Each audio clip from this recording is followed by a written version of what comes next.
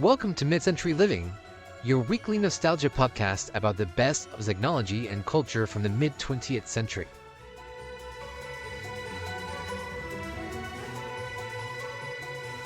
Welcome to episode 46 of Mid-Century Living, the show where we talk all about the best of the mid-20th century and how to add the vintage vibes to your modern life. We're your hosts, Gonzalo. And Jackie, thank you for joining us today. So today we're talking about the greatest choreographer of the mid-20th century, Bob Fosse. But first, Gonzalo, how was your week? My week was good. It was a long week. Like, it just never ended. Like, it just kept going and going. It was like the Energizer Bunny of weeks. And like, I was walking down the hallway to my classroom, and one of my team members, who's a brand new first year teacher, saw me, and someone made a comment, and she goes about the week being really long. I think I said like I'm tired or something like that. If she asked how I was doing, I don't remember how we got there, but she goes, "This week's been going by really, really fast. Like it's already Friday." And another teacher in the hallway overheard, and she turned, and she goes, "What? It's been forever. It's like a month long." I was like, I feel that one. Sorry, other teacher. Like, I feel the one about it being long. Yeah, I think it might have been like Labor Day weekend leftovers, because I think this was the first 5-day week That is true. in a minute, because I took the Friday before Labor Day weekend off also, so I had 2 4-day weeks in a row. And so last week was my first 5-day week in a while, and it was a struggle. Yeah, it was definitely a struggle. Getting up early. Oh, The worst. yeah. You'll get used to it just in time for Christmas break, and then you can get unused to it again. And then this morning, which is, Saturdays are like we record on Saturdays for all those who are listening. But it's usually like I get to sleep in a little bit because why not? And then at 7:30 this morning, the gardeners woke me up with the lawnmowers, which is, I guess, better than me having to do it. Sorry to sound bougie, but I don't like doing lawn work. Anyway, that was me. How was your week? My week was good. It was also long. I saw the Beetlejuice sequel. Did you see it yet? I have not seen it yet, and I want to see it. So tell me, how was it? But also don't tell me how was it. It was better than I was expecting. Okay. That's probably the most. Okay, that's fine. No, leave it there. Leave it there. Yeah, I want to it go was watch better it. than I was expecting. I was honestly bracing myself for the worst because I kind of gave up on Tim Burton a long time ago. Oh no. He hasn't made a good movie since Sweeney Todd. Interesting. In my opinion. I don't know how you feel about him. But, like, I don't know. I just feel like if you try to talk about, like, what are your favorite Tim Burton movies, everyone lists movies made before the 2000s. Like, Sweeney Todd's really good, but that was a long time ago. Todd, so it's always going to be good. Yeah, that's the thing, is, like, the subject matter, it would have been really hard to mess that up. But Alice in Wonderland, both of them were terrible. His Dumbo movie was terrible. I heard good things about Big Eyes, but I haven't seen it. I didn't like his Willy Wonka. I didn't like... I can think of more things I did not like of his. Is his Willy Wonka the one with Johnny Depp? Yes. Okay. The one that comes to mind as, like, a good movie of his is Never Before Christmas. Yes. Like, that's my, like, what I can think, like, most recent good movie of his I can think of. And I have no clue when that came out. Was that, like, early thousands? I feel like it was 89 or 90 or 91, sometime, like 93. Something early. No. Yeah, no. It was, like, it came out around then, because I was really way too young when I saw it, and it freaked me out. But then I grew into it. Dang it, it came out in 1993. Yeah. I would have gotten there. I was like, I started in 89 and moved up, and I would have hit it eventually. But I think Sleepy Hollow is a masterpiece. Yeah. And every time I watch something modern of his, like every time I rewatch Sleepy Hollow, it makes me sad for how terrible all his movies got since then. I like his work, and also I have some friends from architecture. One of my friends always hosts a Halloween party, and they're always themed. And this year's is Tim Burton. That sounds like a really fun party. I'm excited. I'm always excited because it's always a really good time. But everyone out there, although Tim Burton is from the mid-century because he was born in 1958, We are actually not talking about him today. We are talking about another great person by the name of Bob Fosse. Another great creative brain. Yeah, so Jackie, why don't we get on with the show? So, as you may recall from our last weekly catch-up, I've been on a theater kick lately. So that kind of inspired this episode. So, Bob Fosse is considered one of, if not the most influential choreographers of the 20th century. He has a very distinct and innovative style, famous for things like snapping fingers, working with hats and chairs, and of course, jazz hands. Mm-hmm. He was a working choreographer from 1947 through 1987, and during this time he won an Academy Award, a BAFTA, 3 Emmys, and 9 Tonys. Wow, so he really is the GOAT. So what is your personal history with Bob Fosse? So I was introduced to Bob Fosse via a certain podcast co-host of mine in high school. And actually, my first foray into his work would be Pippin from high school, because our school did Pippin, and I wasn't in theater back then, but I remember going because Mrs. Allen, if you remember her from 9th grade, I do. pre-AP English, she had an extra credit. Like we could go watch Pippin, and I don't know what we had to do afterwards, but anyway, I was failing the class, so I had to go do the extra credit. And I went and I saw Pippin, and then the rest is history because I fell in love with theater. So that's my Bob Fosse like intro. But then other work, like he like choreographer. That's a hard word to say, guys. He did the dancing movements for Chicago, which I've never seen the musical live, but I've seen bits and pieces, and my mind equates Bob Fosse with the movements of Chicago. Yes. So yeah, our origin story is the same. I was in tech theater already, though, when we did Pippin. So I was actually thinking that, like, both of us, our inciting incident was Pippin. You watching it live, and then all of a sudden you're into theater, and me, like, working on it. All of a sudden now I'm into Fosse. So that kind of when I just decided to do all this extended research. So because being in Pippin, then all of a sudden I had to track down all his other work. So then I watched Cabaret, I watched Sweet Charity, I watched his reunion special where all of his dancers kind of did like their favorite numbers from all of his works as like a tribute after he died. And that was a cool video. And then I think a few years later, Chicago came out and it was incredible. I've seen... the movie?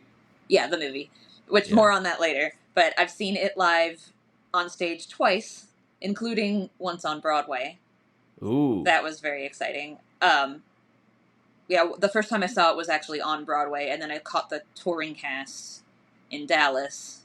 And that is really cool on stage, because when you think of Fosse musicals, you think of dancing, but the music in Chicago is also really important in the way that they stage that production. The orchestra's on stage, and all of the action... Like, they're in, like, a bandstand on stage, and all of the action happens in front of the band. Oh, that's cool. It's really cool. We recommend, if it tours again, you should see it. Yeah. He choreographed a chorus line, I believe, as well. No. No, he didn't? No, he Then didn't. they drew a lot from him, because, like, the thing that sticks out of me for a chorus line the most is dancing with hats. Yes. And that's really just... indicative of his influence on theater. A lot of things, and more on this later, that people associate with theater came from him. Yeah. Yes, his influence is far-reaching, so before we get into his works, we should talk a little bit about his early life. So, Gonzalo, take it away. Taking it away as the resident history nerd here. So, Robert Bob Fosse was born in Chicago, Illinois on June 23rd, 1927, which, by the way, shout out to 1927 because that is the year the University of Houston started. But Fosse took an early interest in dance, displaying unusual skill from an early age. His parents supported his interest, enrolling him in formal dance training. At 13, Fosse was already dancing professionally in local nightclubs. It was here that he was first exposed to the themes of vaudeville and burlesque, which had a very strong influence on his choreography style. This also explains a lot about how he acts about women and relationships, but more on that later. Fosse enlisted in the Navy after graduating from high school in 1945, but he was still in boot camp when the war came to an end. After fulfilling his military requirement, Fosse settled in New York City and continued to pursue dance. He married and divorced twice while struggling to establish his career. In the late 40s and early 50s, Fosse danced in a few stage productions, but he was also on quite a bit of television and film. He was actually signed on to an MGM contract in 1953 and danced in 3 films that year. But he got his chance to choreograph a dance sequence in his third film, Kiss Me Kate, which brought him to the attention of Broadway producers. And this is where his career really took off, and the world of dance changed forever. So let's get a little bit into Fosse's resume, which is incredibly impressive. Most of his work was in theater, but he bounced back and forth with film and television as well. So, 1954, Fosse choreographs his first musical, The Pajama Game. Fosse's signature style, which incorporated complex moves and imagery drawn from vaudeville, was instantly popular. The Pajama Game earned him his first Tony Award for Best Choreography, right out the gate, his first musical. Wow. And this production also won Best Musical that year. And next year, in 1955, his next musical, Damn Yankees, was another smash. The production was nominated for 9 Tony Awards and won 7 of them, including Best Musical, Best Choreography, and Best Performance by a Leading Actress, Gwen Verdon. Gwen Verdon is extremely important to Fosse's history. He forged a complicated and passionate working relationship with her that would span the rest of his career. They married in 1960 and were together in one way or another until his death in 1987. More on that later. In 1957, Fosse choreographed the film version of The Pajama Game, and this one starred Doris Day. Huh. And in 1958, Fosse choreographed the film version of Damn Yankees, and Gwen Verdon reprised her role as Lola, and Fosse also appeared in this film. So by 1960, he was already a huge success, but Fosse still faced opposition from directors and producers who said that his material was too suggestive. So he then decided to start taking on the role as director as well as choreographer in order to maintain the integrity of his artistic vision in Hollywood as well as on Broadway. I like that. It's like giving them the big middle finger. Be like, you don't like it? Well, too bad. Look at me thrive. Right. I'll do it all myself. Yeah. So Fosse obviously worked a lot, right? So we're not going to list off everything, but here's like the most of his next 20 years of work. So between 1959 and 1966, even more Broadway success. So in 59, Redhead, which he directed and choreographed, which won Best Musical, Best Choreography, and Best Actress for Gwen Verdon. In 1961, How to Succeed in Business Without Really Trying, he did the choreography. It was not nominated for Best Choreography, but the musical itself did win 7 Tony Awards, including Best Musical. He directed and choreographed Little Me in 1963, winning Best Choreography. He also directed and choreographed Sweet Charity in 1966, again winning Best Choreography. Pause here. I included these two, even though there's a time jump between Sweet Charity and these two, but since these are two of our favorites, I wanted to include them in his Broadway success list. And then 1973, Pippin. In 1975, Chicago, which he both he directed and choreographed. And Pippin won Best Direction and Best Choreography, and Chicago and Chicago was nominated for 11 Tony Awards, but sadly didn't win any because we were not on the judging panel. But during this time, he also directed 5 feature films. So Sweet Charity in 1969, starring Shirley MacLaine, Cabaret in 1971, starring Liza Minnelli and Joel Grey, which won 8 Academy Awards, including Best Director. And Liza had appeared on screen in a few eccentric roles here and there, thanks in part to who her mom was. But once she started in Cabaret, her career skyrocketed. In 71, Liza with a C, a concert film with Liza Minnelli. She had actually asked to work with Fosse specifically after her experience working with him in Cabaret, and Fosse won an Emmy for both direction and choreography. And in 1979, All That Jazz, which is a semi-autobiographical film about a womanizing, drug-addicted choreographer and director in the midst of triumph and failure. So we left the description of All That Jazz phrased that way, even though it's unflattering on purpose. Bob Fosse was a very complicated person. He was a creative genius, no doubt, as you can tell from his resume that we just went through. and he was extremely talented, but he had an extremely complicated personal life. So, mental health wise, Fosse had insomnia and a lot of anxiety. In fact, a lot of his signature style actually stemmed from his anxiety. So, his trademark use of hats was influenced by his own self consciousness about going bald. That was the reason why he wore hats and was also why he put hats on his dancers. Fosse also used gloves in his performances because he didn't like his hands, and so he also had his dancers wear gloves as well. So I feel seen because of the balding thing. Right? Because if we were in the mid-century, I would love the fact that I could wear hats around more than now. But also love his use of gloves, and I can only think of Pippin. I know. And the gloves through the curtain. Anyway, he suffered from some physical health issues as well. He had epilepsy, and had actually had a seizure on stage during rehearsals in 1961. He had 2 heart attacks. The first was in 1974 while he was directing a Lenny Bruce biopic and choreography in Chicago. And the second one was in 1987, and more on that later. He also had a history of drug abuse and addiction, was reportedly addicted to Seconal, Dexedrine, alcohol, and sex. We also mentioned, so that was his physical ailments. More on his personal life, we mentioned earlier that he was married twice really early in his career. His first marriage to his dance partner lasted 2 years, and then a year after that divorce, he married another dancer, and they were together for 6 years before they divorced as well. But 3 years after that, in 1958, he met Gwen Verdon. So they married in 1960, and in 1963, their daughter Nicole was born. Fosse and Verdon's creative collaboration spanned decades, with Fosse choreographing stage musicals and films, and Verdon dancing in the starring roles. In the early days of his career as a film director, it was Verdon who was more of the celebrity. Many people think of Verdon as Fosse's muse, but their professional partnership was actually really collaborative. For example, Verdon is actually the one who choreographed Big Spender in the film version of Sweet Charity. Interesting. Elements from this number would eventually trickle down into some of the numbers in the stage production of Chicago, which she also starred in as Roxy Hart. Verdon came up with a lot of ideas, and then Fosse would execute them. They really worked as a team. But unfortunately, Fosse famously cheated on all of his romantic partners, including Gwen Verdon. They separated in 1971 due to his infidelities and addiction issues. Gwen Verdon was very understanding of Fosse, all things considered. She is even quoted as saying, "Bob grew up around strip clubs. Women were his hobby." So, although the cheating ruined their relationship and never ruined their creative partnership, they never actually legally divorced and continued to collaborate professionally right up until Fosse's death. Fosse eventually admitted in a 1986 interview with the New York Times that he really messed that marriage up and that there's a lot he regrets.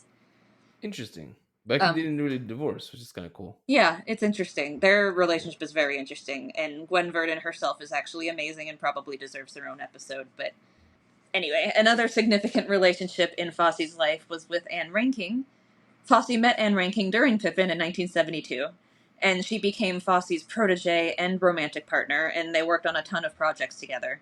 She actually ended up replacing Gwen Verdon as Roxy Hart in Chicago in 1977, which is, there's a lot of intertwined happening. Yeah, replacing not only his romantic partner, but being like, okay, we're no longer dating, so you are also losing your job. I don't know if that's exactly how it played out, but maybe. Reinking and Fosse were romantically involved until 1978, but they also continued working together post-breakup. So that brings us back to the film All That Jazz in 1979. This was Fosse's meditation on his own life and legacy. Reinking actually played the girlfriend of the lead character who was based on Fosse, and Verdon consulted on the film, which also included characters based on her and her daughter. Man. It's a big, messy thing, but everyone was just together for the art of it all. The film ends with the fictionalized Fosse being zipped up in a body bag. But in real life, Fosse died of a heart attack on September 23rd, 1987. It was opening day of the Sweet Charity revival at the National Theater in Washington, D.C. He collapsed in Gwen Verdon's arms while they were walking to the theater from their hotel. The show went on as scheduled, and they didn't tell the cast until after the show that Fosse had died. Well, that's good, because you don't want to interrupt with the... Yeah, the show must go on. Well, not only just the show must go on, but, like, you know, if you tell performers before a performance something that magnitude happened, it might affect their performance. Yeah.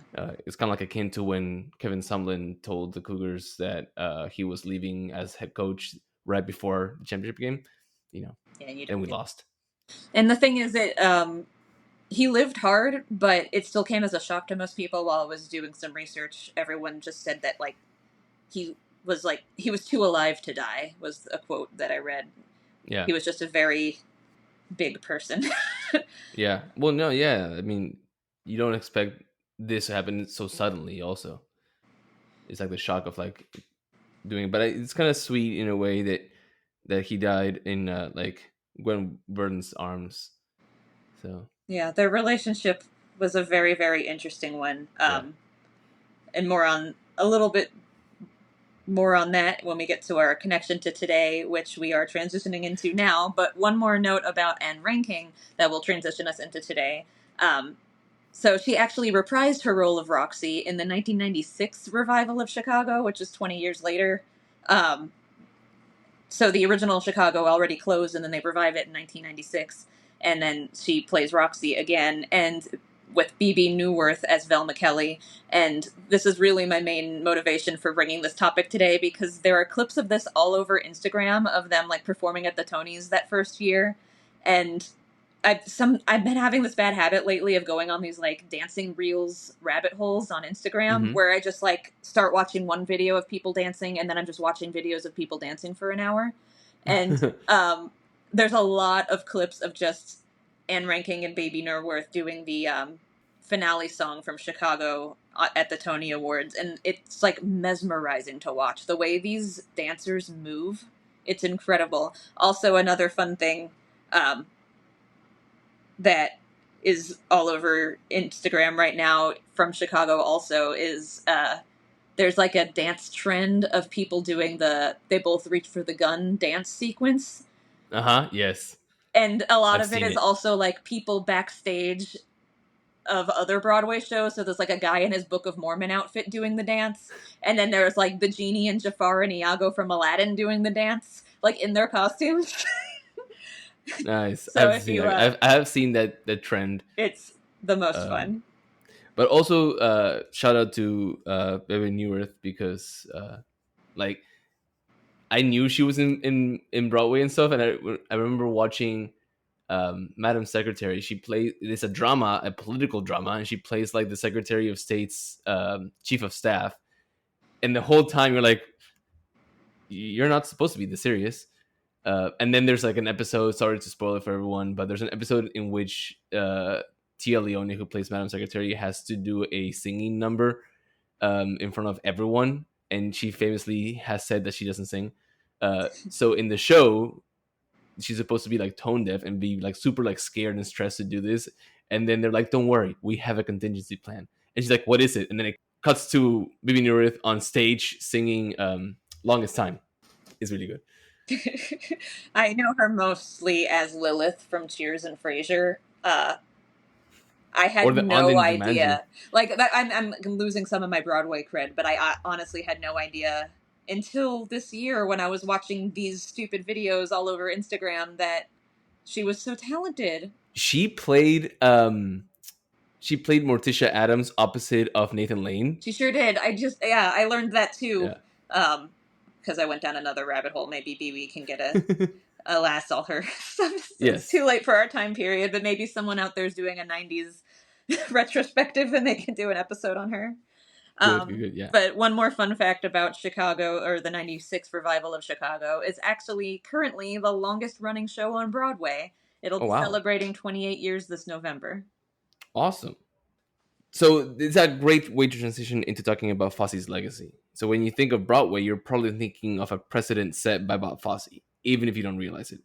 We've all at some point made a joke about incorporating jazz hands. In fact, I made that joke just 2 episodes ago in our anniversary special. And I held on my jazz hands and I used, yes. Some other famous Fosse signatures. So dancers in groups of 3, using chairs as props, using hats as props, which is why I thought chorus line. And his signature jazz moves include curved shoulders, hip rolls and thrusts, turned in knees and toes, sideways shufflings, and finger snaps. There's also a widespread familiarity with Chicago and cabaret. So even if you don't consider yourself a fan of Broadway musicals, at the very least, everyone has heard of Chicago thanks to the movie version from 2002. I mean, it won 6 Academy Awards, was the first musical to win Best Picture since 1968. Or you've probably heard of Pippin, which is weirdly popular for high school theater departments. If you were in theater, you were probably in Pippin, or if you have kids in theater, they probably did Pippin. The 2013 revival also did really well. It won 4 Tony Awards, including Best Revival of a Musical. It also toured around the country, and I caught the tour, and it was really amazing to finally see this play done professionally. Yeah. Did they have the same cast? It had... Was Bettina Miller still the leading character? No, the person who replaced her on Broadway ended up going to do the touring cast. And I cannot remember the actress's name at this moment. It was really awesome to see that live, because that's the thing, is like, so I was, as we mentioned earlier, I was in Pippin. I wasn't like acting, I was in tech theater in high school, both of us were. But I was part of the show, and so that took us to the Tommy Tune Awards that year, and we were nominated for Best Musical, which is like a high school theater award thing in Texas. It's like the Houston version of the Tony Awards. But I feel like every time we got to go to the Tommy Tune Awards since then, some other school was doing Pippin. Like, someone was doing Pippin every year. Yeah. So I'm not really sure why high schools I just love remember... it so, but it's not super appropriate. It's not. And I remember 2 things about Pippin. Okay, well, many things, but 2 things regarding appropriateness. I remember wanting to do a chorus line and talking to our directors. Shout out to Miss D and Mr. DG and Mr. Olson if you're listening. Yay. But I was like, how do we do, tits and ass in a chorus line? And Mr. DG's like, oh, just this and that. And then I remember seeing Miss D at the was it a homecoming dance or whatever? She was chaperone, which now as a teacher I know we have to do. But I remember her joking, being like, I can't tell people to not, like, leave room for Jesus or whatever. I choreographed Pippin. So anyway, that was a funny moment. But shout out to Troop 6119, which was our troop number. Yeah. But if you guys want to, maybe stop listening to 2 old theater geeks reminisce, instead, you should go watch some of the Fosse movies. So you can watch Cabaret and all that jazz for free on Tubi. It's got commercials, but still. Mm-hmm. Sweet Charity and Chicago are available to rent on Prime Video, and the filmed version of Pippin, which was filmed a film stage production, not a movie, from 1981, is available to rent on Apple TV. Starring William Catt as Pippin and Chita Rivera as Fistrata, which is interesting to hopefully some people in our audience.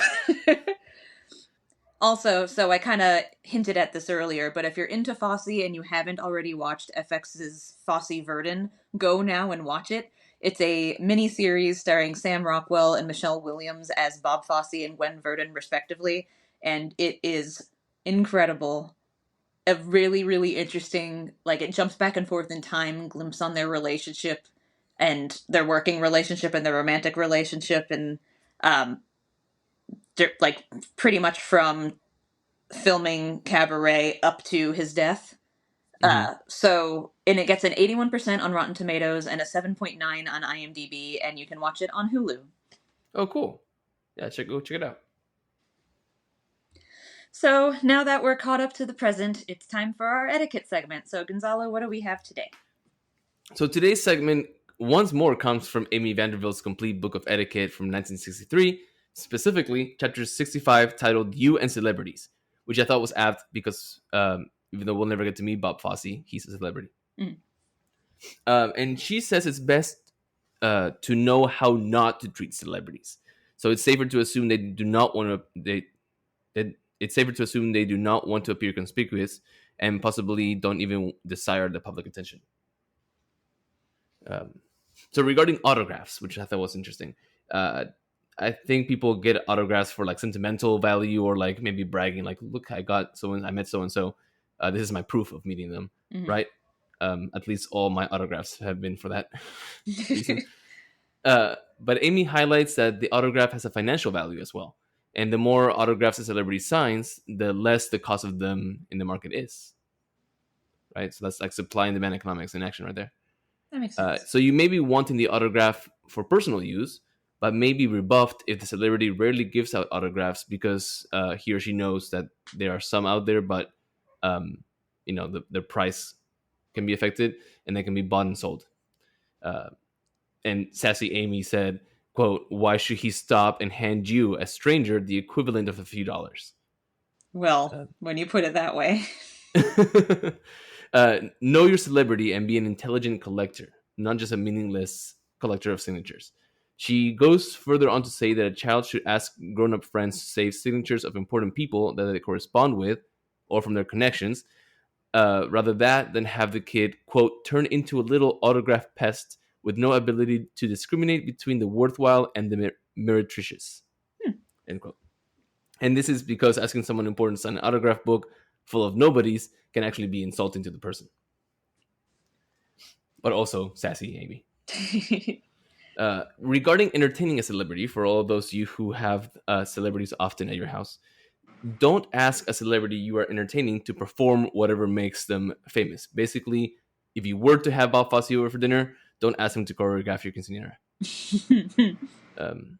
Amy once again blesses us with a great quote. If you had a banker in to dinner, you'd hardly ask him to set up a cashier's desk and put on a little demonstration after dinner of how the bank handles money. So why then ask a famous singer to literally sing for his supper? Yep. Celebrities are people in the end, and they need recreation as well. So don't ask them to render their professional services without pay. Treat a celebrity as you would any other honored guest at your house. Provide them with good talk and good food. And don't invite celebrities into your home and then surround them with, quote, numerous and congenial people whom you wish to impress by the fact that you have snared a celebrity. Yeah. So, what do you think about that? Have you met any celebrities? Have you treated them according to Hoyle? I think this is all great advice. Treating them like a normal person and not bothering them at dinner and not like asking them to do the thing, I think is like excellent advice. I just find most of that behavior really cringy. Already. I've never met any famous people. However, I mean, I did wait. I saw that same, no, a different trip. I saw Nathan Lane and Matthew Broderick in The Odd Couple on Broadway, and then I waited after the show to get them to sign my poster. And Nathan Lane did not come out, but Matthew Broderick did, and I was awkward. I don't even remember what I said. But he signed my poster, and I was weird. And that was it. I mean, that was kind of meeting a celebrity. I don't know. I can't even think of like a famous person I've been in the same room as. How about you? I've met a couple. The one that comes to mind is Bono. Right. I remember that. Oh, sorry. I just remember part of the story about your sister. Yeah. So my sister kissed Bono. I wasn't sure if you were going to say that on the air. It's fine.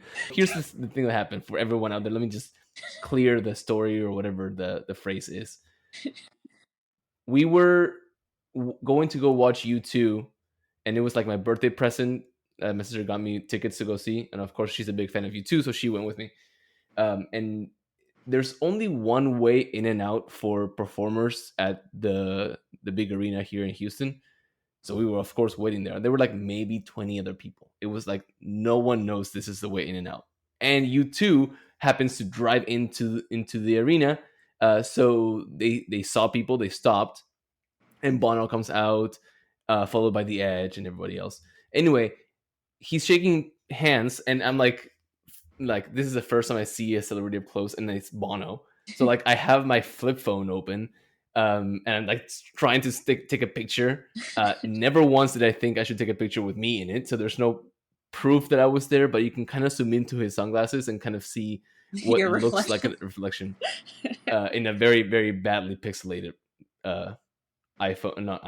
camera phone from like the early 2000s. But anyway, he's shaking people's hands, and he shakes my hand, and my sister's to my right, and he gets to her, and she goes like, "I don't have tickets to the show. I just want a kiss." And he goes, "You don't want my germs." And I don't know what she replied with, but anyway, she ended up giving him like a peck on the cheek. Like nothing bad. It was like a hug and like a peck on the cheek and whatever.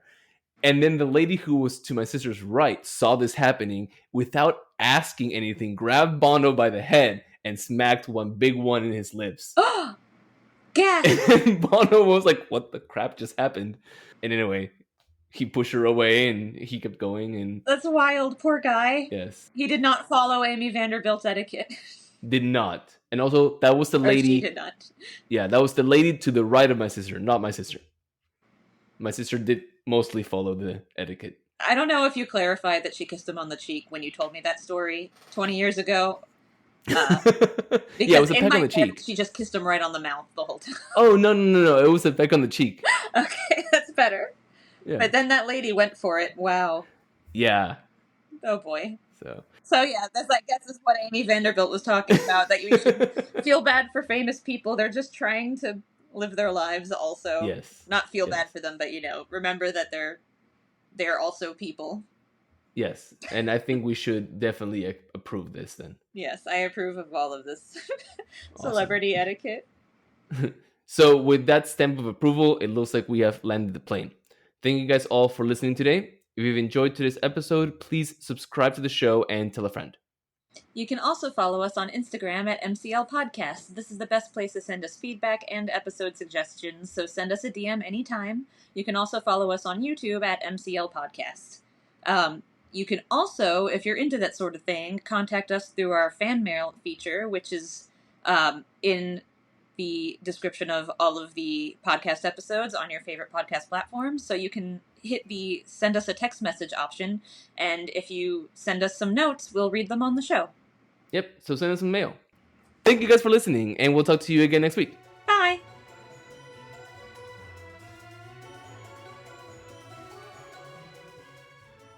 Thank you for listening to Mid-Century Living. Please subscribe, tell your friends, and leave a review. We are available on Apple Podcasts, Spotify, or wherever you listen to podcasts. You can also follow us on Instagram at MCL Podcast. See you next Friday.